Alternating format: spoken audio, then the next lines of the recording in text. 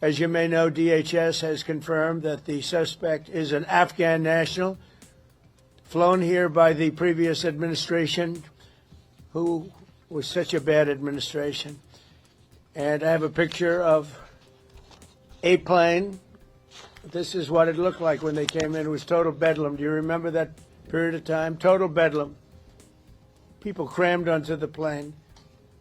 And the toughest, meanest, most capable physically got on the plane, not the people that we were looking for or that they wanted to bring in. Here's a picture for you. Just take a look at that plane.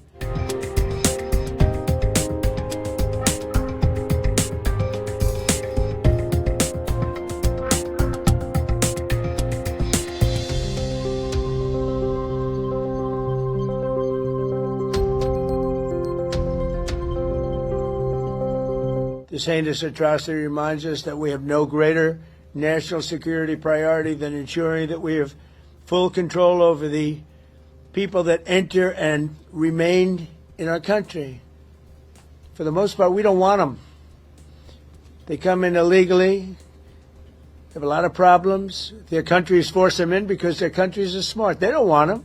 Let's give them to the Americans to take care of. They come out of jails in many cases, mental institutions, they're gang members, they're drug dealers. We don't want them.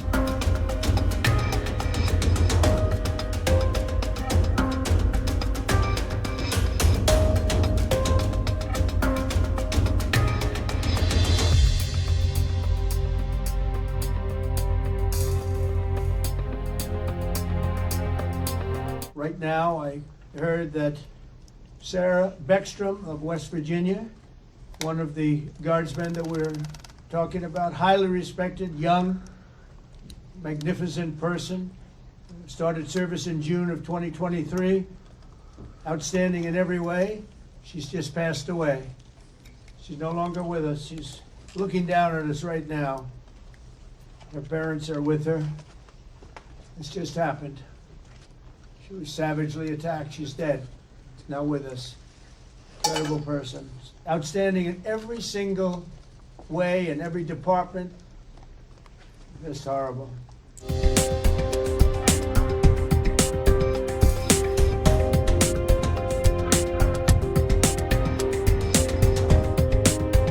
You've made changes for Afghans' ability to apply for asylum. Do you blame all Afghans for this one man's No, but we've had a lot of problems with Afghans because they had a lot of them coming in on these planes. Again, I show you this picture. We had a lot of them coming in on these planes that are, look at them. There was no checking. They just poured into the plane.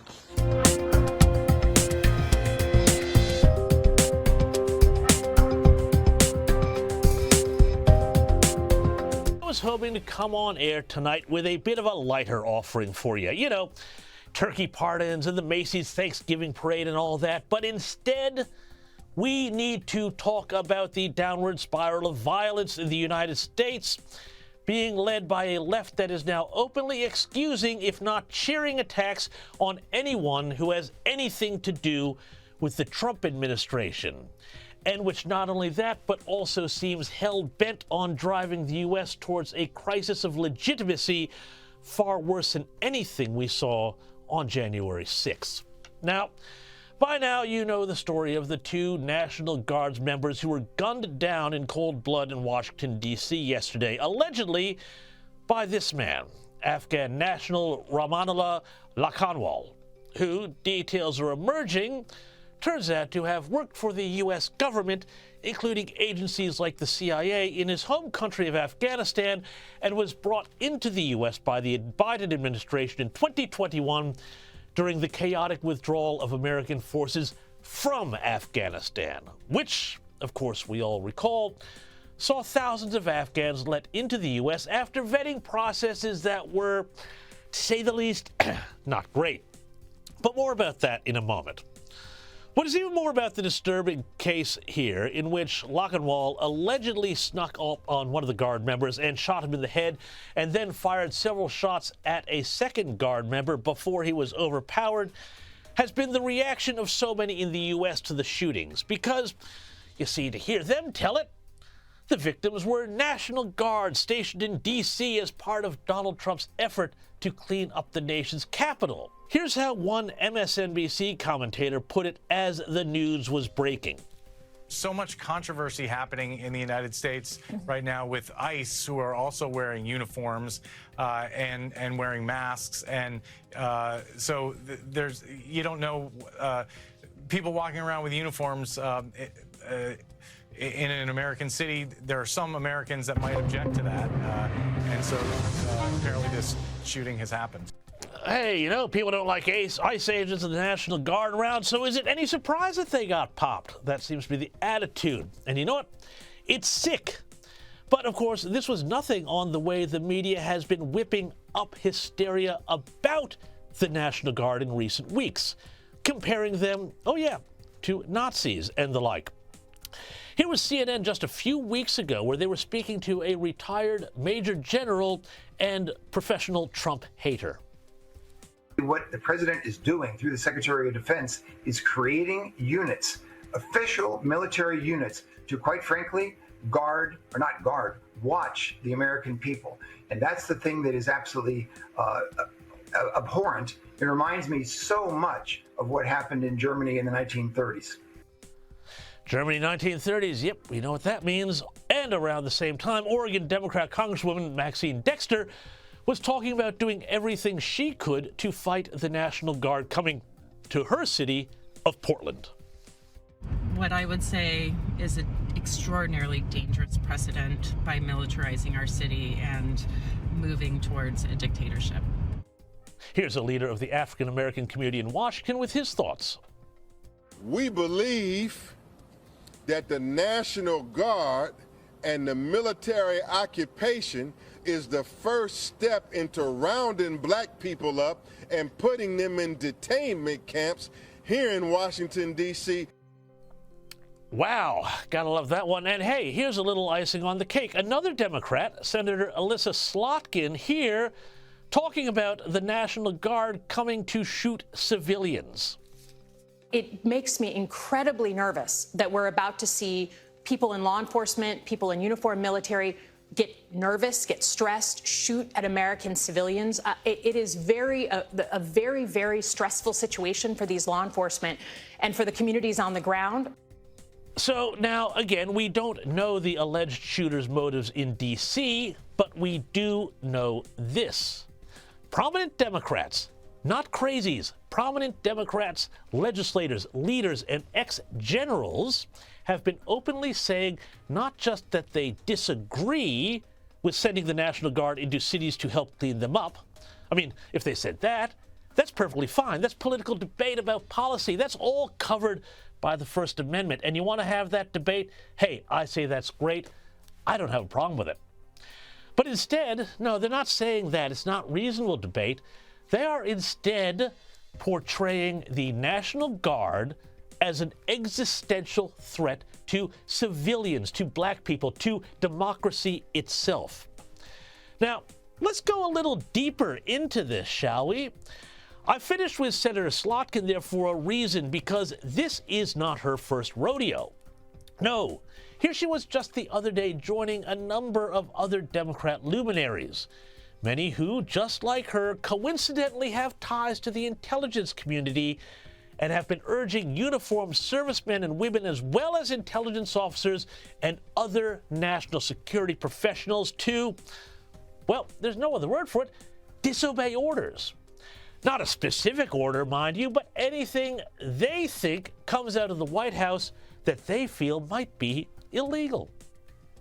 I'm Senator Alyssa Slotkin. Senator Mark Kelly. Representative Chris Deluzio. Congresswoman Maggie Goodlander. Representative Chrissy Houlihan. Congressman Jason Crow. I was a captain in the United States Navy. Former CIA officer. Former Navy. Former paratrooper and Army Ranger. Former intelligence officer. Former Air Force. We want to speak directly to members of the military And the intelligence community. who take risks each day To keep Americans safe.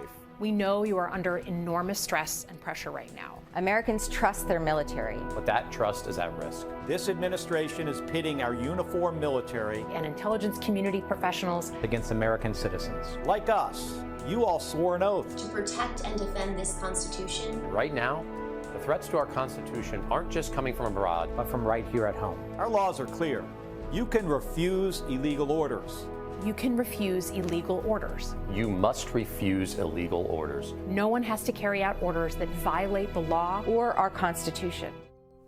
Of course, none of them can point to any illegal orders because there haven't been any. But look, no offense there, but being in the Army or being in the National Guard or the CIA isn't like, being a Unitarian or something. You don't just get to believe what you want and follow your bliss and still put on the outfit. That's not how it works. Meanwhile, it's not just this group I just played for you who have been dubbed the Seditious Six, who are calling for troops to stop obeying orders. Check this out. It's a new outfit calling itself the Orders Project, and it has mysteriously and coincidentally sprung up. Not only are they putting up billboards outside military institutions like Fort Bragg, again encouraging troops to disobey orders, they have also set up a website and are encouraging, this is just nuts, encouraging troops to organize using encrypted messaging apps like Signal for, well, whatever's coming next, we don't know. Now, all of this, of course, is dangerous, dangerous stuff, and you don't even need to think very hard to imagine how this sort of behavior would be treated if troops were being told by the right, by conservatives, to ignore a Democrat president. You'd never hear the end of it. But these luminaries and lobby groups, well, this is really sinister because instead of telling troops that, they follow orders, that's what they do, they're telling troops they need to pick a side. That is, they are acting like the U.S. is some sort of dictatorship, and the military has to decide whether or not to stand with the dictator, i.e. Trump, or join the resistance and stand up to the regime, presumably to help overthrow it. Now, not to sound paranoid, but it does sound like there is some sort of soft version of what is known as a color revolution being organized here, and that we are heading towards some sort of inflection point where people are setting up in the background the sort of infrastructure and networks needed to force a crisis of legitimacy on the Trump White House. Now, it could be that all of this preparation is preparation for next year's midterm elections, or it could be connected to the military buildup and potential action going on, potentially in Venezuela. But either way, it seems like there is an effort to create, again, underground resistant networks within the American government and security infrastructure that will then lead, as we have seen in other countries, to so-called spontaneous demonstrations, claims that elections are illegitimate, media support both domestically and internationally, loss of support for the regime by the military, and eventually a changing of the guard. We're seeing the groundwork laid also with movements like the No Kings protests from a few weeks ago, and we've seen elements too of this playbook before. Recall the 2020 George Floyd riots, which were nothing short of an attempt to destabilize the country, successfully, I might add, in the run-up to the 2020 election.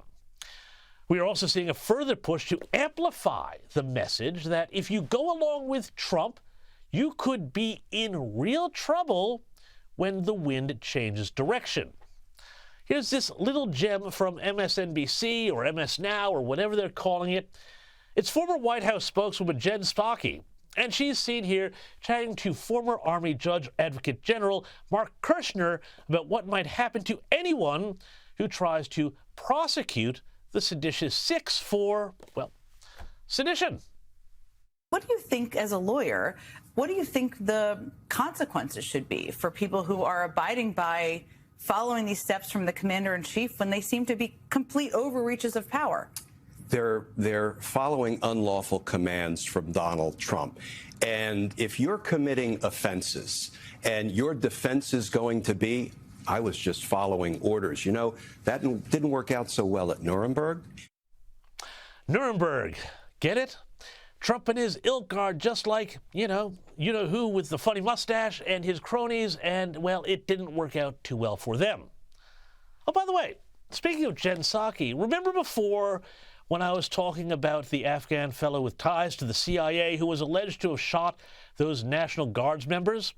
Well, here she was back when she was Joe Biden's chief flack, assuring us that everyone who was brought into the U.S.